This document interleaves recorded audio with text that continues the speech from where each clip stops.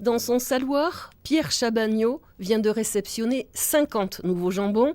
Il les contrôle un par un. Dans cette conserverie artisanale installée dans le quartier du Petit Bayonne, on en compte 850.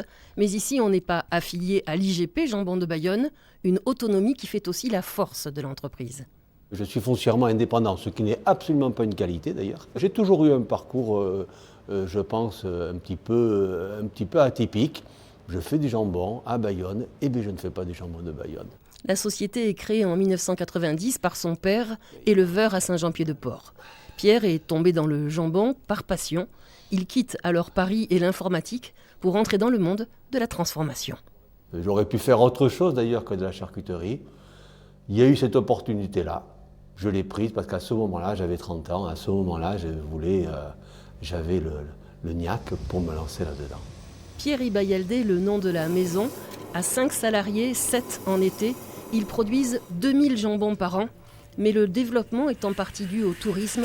Ici, on ouvre d'avril à octobre le rideau sur l'histoire du jambon. Quand j'ai commencé ça, on m'a pris un peu pour un fou. Mais beaucoup de monde s'y est mis, les fromages, les maquilas, parce qu'effectivement, c'est un relais très très important. Avec 30 000 visiteurs chaque année, Ibayaldé tire son épingle du jeu. Ce jambon étant pris un intermédiaire entre l'Ibérico et le jambon de Bayonne.